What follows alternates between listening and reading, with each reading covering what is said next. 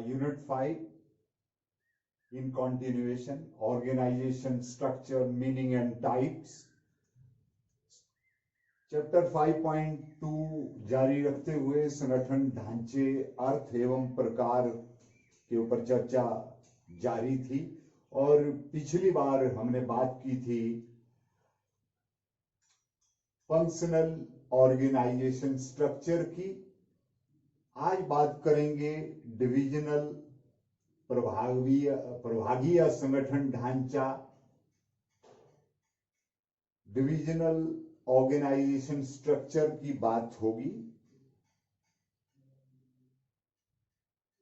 Divisional संगठन ढांचा, इससे अभिप्राय पूरी संस्था को उसके द्वारा उत्पादित किए जाने वाले मुख्य उत्पादों के आधार पर विभक्त करने से है। किसी व्यावसायिक उपक्रम में अगर एक से ज्यादा प्रोडक्ट तैयार किए जा रहे हों, एक से ज्यादा उत्पाद बनाए जा रहे हों और दोनों या दो से ज्यादा हैं, उन सभी उत्पादों के लिए एक ही डिवीजन के अंडर अलग अलग डिपार्टमेंट्स एस्टेब्लिश किए जाते हैं, तो उसमें एक कमी रह जाती है कि किसी एक वस्तु के क्रय विक्रय उस पर ज्यादा ध्यान दिया जाएगा और हो सकता है कोई दूसरी वस्तु जो है वो नेग्लेक्ट हो जाए, कोई दूसरा उत्पाद जो है उस व्यवसायिक उपक्रम का वो पूरी तरह से नेग्लेक्ट हो जाए, उसके ऊपर ध्यान ना जाए और वो उस व्यवसायिक उपक्रम का जो उत्पाद है, प्रोडक्ट है, वो बिके ही ना। तो इस समस्या से बचते हुए डिविजनल या प्रभागीय संगठन ढांचे की जो संरचना है वो बहुत कारगर सिद्ध होती है। ये क्यों सिद्ध होती है? क्योंकि इस तरह के संगठन ढांचे में, डिविजनल ऑर्गेनाइजेशन स्ट्रक्चर में, जो मान लो दो प्रोडक्ट बना रहा है जो व्यावसायिक उपक्रम है, तो दोनों उत्पादों के लिए अलग अलग यहां पर डिवीजन बन जाएंगे।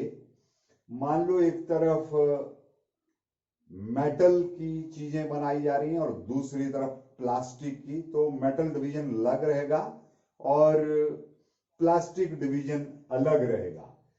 इसको यहां पर पहले उस चीज पर जाने से पहले आप जो हमारा डिविजनल ऑर्गेनाइजेशन स्ट्रक्चर है उसको इस फ्लो डायग्राम से समझने का प्रयास करें। At the top of the management share holders बहुत इंपॉर्टेंट भाग हैं ये किसी संगठन का। ये आपके व्यवसाय के शेयर्स खरीदते हैं और व्यवसाय के लिए धन उपलब्ध करवाते हैं। फिर बोर्ड ऑफ डायरेक्टर्स, संचालक मंडल रहता है उस व्यावसायिक उपक्रम का। उसके बाद मुख्य कार्यकारी अधिकारी, चीफ एग्जीक्यूटिव ऑफिसर, व्यावसायिक उपक्रम की बात हो रही है। और यहां से फिर बात बनती है और दो अलग अलग डिविजन्स की बात हो रही है। धातु उत्पाद डिवीजन, मेटल प्रोडक्ट्स डिवीजन और प्लास्टिक प्रोडक्ट्स डिवीजन, ये अलग अलग कर दिए। यानी मेटल की जो चीजें बननी है उनका डिवीजन अलग है और प्लास्टिक से जो चीजें बननी है उनका डिवीजन अलग है। और जो मेटल प्रोडक्ट्स डिवीजन है उसमें एज यूजुअल उसी तरह से जैसे विभाग होते हैं, उत्पादन विभाग, विपणन विभाग, वित्त विभाग, सेवी वर्गीय विभाग यानी production department, marketing department, finance department, personal department, ये अपना काम करेंगे। और प्लास्टिक डिवीजन जो है, जहां पे प्लास्टिक प्रोडक्ट्स तैयार किए जाएंगे, वहां पर भी संरचना वैसी ही रहेगी। आपके पास उत्पादन विभाग, विपणन विभाग, वित्त विभाग और सेवी वर्गीय विभाग, यानी production department, marketing department, finance department और पर्सनल डिपार्टमेंट, सेवी वर्गीय जो विभाग है वो वहां भी स्थापित कर दिए जाएंगे। अब मेटल प्रोडक्ट डिवीजन का हेड अलग होगा और प्लास्टिक प्रोडक्ट डिवीजन का हेड अलग होगा। इनके जो 4 डिवीजन है, वहां के जो मैनेजर्स हैं, प्रोडक्शन में, मार्केटिंग में, फाइनेंस में, पर्सनल में, उत्पादन में, विपणन में, वित्त में, सेवी वर्गीय जो विभाग हैं, उनके अलग अलग मैनेजर्स होंगे और वो मैनेज करेंगे, वहां पर प्रबंधन करेंगे चीजों का, और इस तरह से सुचारू रूप से काम चलेगा। तो ये रही डिविजनल ऑर्गेनाइजेशन स्ट्रक्चर या डिविजनल या प्रभागीय संगठन ढांचे की संरचना की बात रही। तो अब ये जानते हैं कि इस तरह का जो डिविजनल ऑर्गेनाइजेशन स्ट्रक्चर है, इसके क्या लाभ हैं, what are the advantages of divisional organisation structure. Divisional organisation structure के लाभ, डिविजनल या प्रभागीय संगठन ढांचे के क्या लाभ हैं। अब इनको पॉइंट वाइज डिस्कस करेंगे हम। पहला रहेगा डिविजनल अध्यक्षों का विकास, यानी डेवलपमेंट ऑफ डिविजनल हेड्स। अब हर डिवीजन का अलग अध्यक्ष है, उन्हें मालूम रहता है कि उनके डिपार्टमेंट्स में चीजों का जो विकास है और जो लक्ष्यों की प्राप्ति है, उद्देश्यों की प्राप्ति है, उस संगठन में वो किस तरह से की जानी है। तो जब डिविजनल हेड के सामने टारगेट है, उसके अलग अलग जो मैनेजर्स हैं वो वहां पर तैनात हैं और उन्हें मालूम है कि उनका अचीवमेंट लेवल क्या होना चाहिए at the end of the financial year, तो वो हर चीज को ठीक करने का प्रयास करेंगे। यानी वो अपने डिपार्टमेंट में उत्पादन, विपणन, वित्त और सेवी वर्गीय, इन सभी विभागों की गूढ़ता से जांच करेंगे और हर चीज को सही करने का प्रयास करेंगे। जब वो ऐसा करेंगे तो एक तरह से जो पूरे डिवीजन का काम है उसको सही करते हुए उनका जो विकास है खुद का उस फील्ड में, वो डेफिनेटली होगा, वो निश्चित तौर पे होगा जब वो हर चीज को एक स्तर के हिसाब से सुधारेंगे और उसमें टारगेट्स को अचीव करने का प्रयास करेंगे। तो एड़ी चोटी का जोर लगाते हुए वो इस काम को करेंगे और ऐसे में उनका खुद का विकास होता है। दूसरी बात, डिविजनल परिणामों को आंका जा सकता है। Divisional results can be assessed, क्योंकि हर डिवीजन अलग से स्वतंत्र रूप से काम कर रहा है।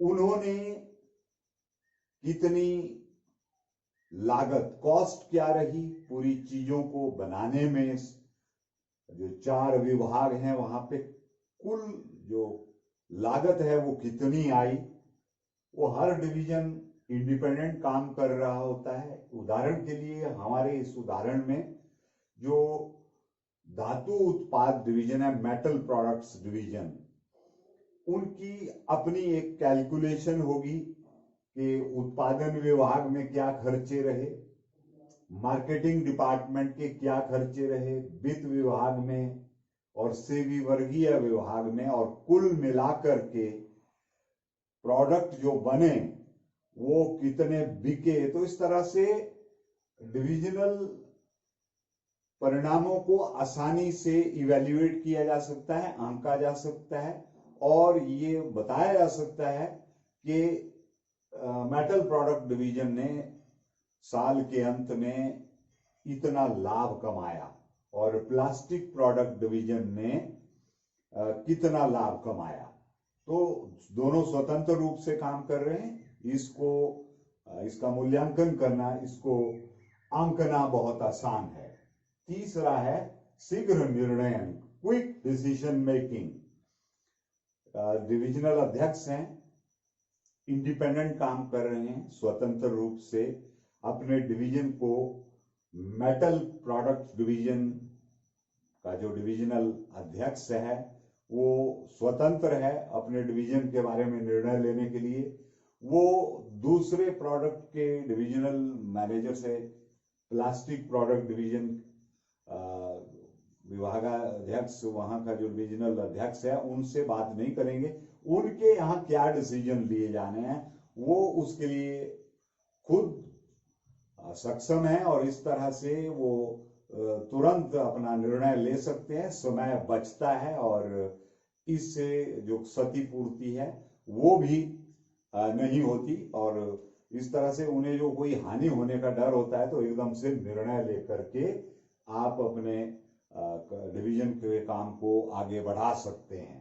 तो स्वतंत्र रूप से निर्णय लेते हुए इस काम को आसानी से कर सकते हैं। और चौथा, विस्तार में सरलता, इजी एक्सपांशन। एक्सपेंशन इजी कैसे रहेगी?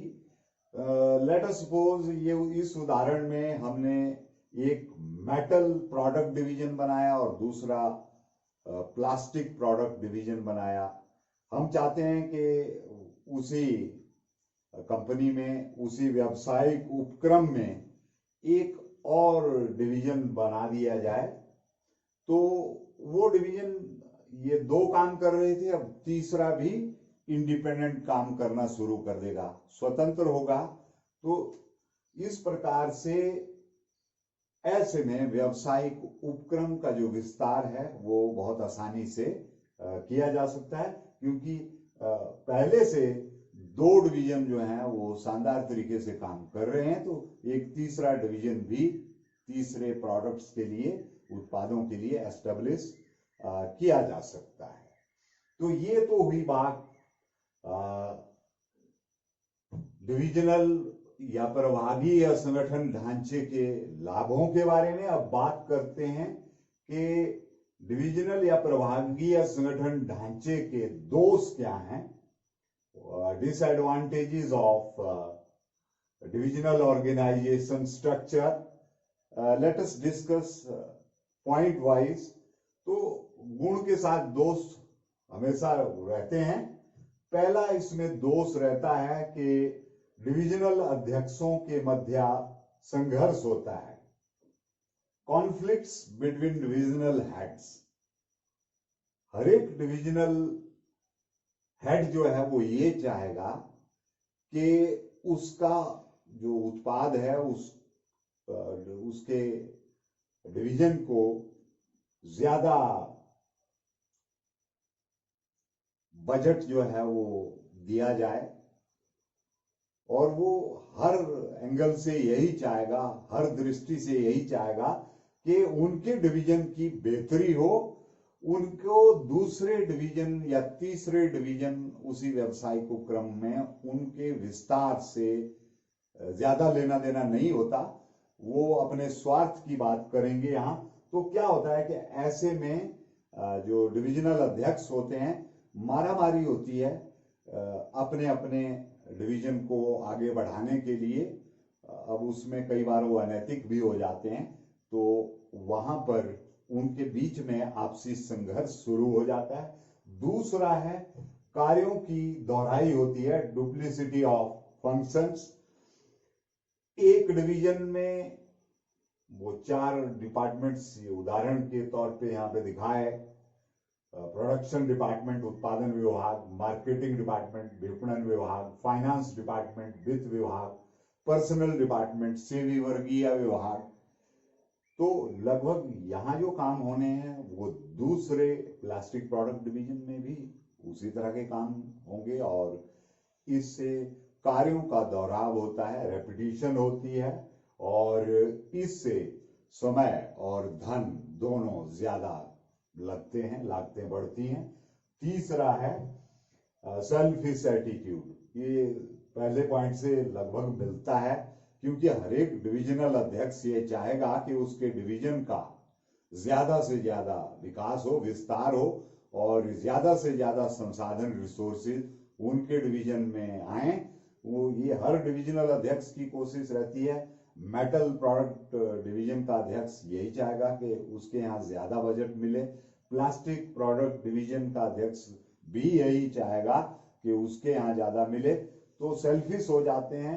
इससे ओवरऑल जो विभागीय एक व्यावसायिक उपक्रम है उसको नुकसान उठाना पड़ता है। तो ये तो बात हुई लाभ और दोष के बारे में। अब जान लेते हैं कि जो डिविजनल संगठन है, प्रभागीय संगठन, उसकी क्या उपयोगिता है। What is the suitability of divisional organisation. तो इसकी सुटेबिलिटी की जहां पर बात हो रही थी, हमने पहले केस में जब हम फंक्शनल ऑर्गेनाइजेशन स्ट्रक्चर की बात कर रहे थे तो वहां हम एक सिंगल प्रोडक्ट की बात कर रहे थे। तो यहां पर आप देख रहे हैं कि we are not considering just one product, हम यहाँ एक से ज्यादा उत्पाद बनाने की बात कर रहे हैं। तो जहां मुख्य उत्पादों की संख्या एक से अधिक हो वहां पर ये डिविजनल ऑर्गेनाइजेशन स्ट्रक्चर बहुत उपयुक्त होता है। दूसरा, जहां अलग अलग निर्माणी तकनीकों और विपणन पद्धतियों की आवश्यकता होती है वहां पर ये डिविजनल ऑर्गेनाइजेशन स्ट्रक्चर बहुत कारगर सिद्ध होती है। दूसरी बात हुई इसकी जो सूटेबिलिटी की। तीसरी, ये इस तरह का जो ढांचा है, संगठन ढांचा, ये वहां पर ज्यादा फिट होता है जहां संस्था का आकार बहुत बड़ा हो, बड़े पैमाने पर जहां पर उत्पादन होता हो वहां पर डिविजनल ऑर्गेनाइजेशन स्ट्रक्चर ज्यादा उपयोगी होता है। तो ये उपयोगिता की बात हुई। अब हम एक कंपैरेटिव व्यू लेंगे, दोनों का तुलनात्मक अध्ययन करेंगे कि कार्यात्मक संगठन ढांचे और डिविजनल संगठन ढांचे में क्या मुख्य तौर पर अंतर हैं।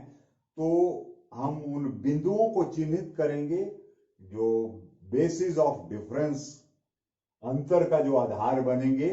हम पहली बात करेंगे स्थापना के आधार पर, फॉर्मेशन। अगर बात करें फंक्शनल ऑर्गेनाइजेशन स्ट्रक्चर की तो ये कार्यों के आधार पर बनाया जाता है, और डिविजनल ऑर्गेनाइजेशन स्ट्रक्चर जो है इसकी स्थापना होती है उत्पादों के आधार पर। क्योंकि इसमें फंक्शनल ऑर्गेनाइजेशन स्ट्रक्चर में एक प्रोडक्ट की बात होती है, सिंगल उत्पाद की, सिंगल प्रोडक्ट की, और डिविजनल ऑर्गेनाइजेशन स्ट्रक्चर में बात होती है मोर देन वन प्रोडक्ट्स, तो उत्पादों के आधार पर। दूसरा, स्पेशलाइजेशन, विशिष्टीकरण। देखते हैं कि फंक्शनल ऑर्गेनाइजेशन स्ट्रक्चर में कार्य विशिष्टीकरण पे यहां पर जोर दिया जाता है, और डिविजनल ऑर्गेनाइजेशन स्ट्रक्चर में उत्पाद विशिष्टीकरण पर जोर दिया जाता है, प्रोडक्ट स्पेशलाइजेशन। तीसरा पॉइंट ऑफ डिफरेंस है रिस्पॉन्सिबिलिटी, उत्तरदायित्व। यहां जो कार्यात्मक संगठन ढांचा है उसमें विभागीय उत्तरदायित्व निर्धारित करना थोड़ा कठिन रहता है, और डिविजनल ऑर्गेनाइजेशन स्ट्रक्चर में उत्तरदायित्व निर्धारित करना सरल होता है। चौथा जो पॉइंट ऑफ डिफरेंस रहेगा वो है मैनेजरियल डेवलपमेंट, प्रबंधकीय विकास। फंक्शनल यानी कार्यात्मक संगठन ढांचे में सीमित विकास होता है और डिविजनल स्ट्रक्चर में जो विकास है वो काफी हद तक संभव होता है। पांचवा पॉइंट ऑफ डिफरेंस रहेगा लागत कॉस्ट के बारे में। सिंगल प्रोडक्ट होता है कार्यात्मक संगठन ढांचे में, फंक्शनल स्ट्रक्चर ऑर्गेनाइजेशन में सिंगल प्रोडक्ट होगा। जो दोहराव की बात होती है, कार्यों की दोहराई की, रेपिटिशन ऑफ वर्क, वो नहीं होती तो कॉस्ट कम आती है। और इसमें डिविजनल ऑर्गेनाइजेशन स्ट्रक्चर में अलग अलग डिवीजन है, वही प्रक्रिया मेटल प्रोडक्ट डिवीजन में हुई, वही प्रक्रिया प्लास्टिक प्रोडक्ट डिवीजन में हुई, कार्यों की रेपिटेशन हुई, कार्यों का दोहराव हुआ, लागतें बढ़ेंगी। तो फंक्शनल टाइप ऑफ ऑर्गेनाइजेशन में लागतें कम आती हैं, कॉस्ट कम आती है, और डिविजनल स्ट्रक्चर में कॉस्ट ज्यादा आती है। समन्वय कोऑर्डिनेशन की बात करें, यहां पर जो डिपार्टमेंटल हेड्स होते हैं वो अपनी मनमानी करते हैं, तो जहां मनमानी होती है वहां कोऑर्डिनेशन में कठिनाई होती है, समन्वय में कठिनाई होती है। और डिविजनल जो ढांचा है उसमें पूरे डिवीजन का एक अध्यक्ष होता है और समन्वय बना रहता है, तो ये बड़ी बात है इसके केस में। और सूटेबिलिटी, उपयुक्तता जो अगला आधार है, लास्ट अंतर है ये, और इसी के साथ ये चैप्टर भी यहां पर खत्म होने को जा रहा है।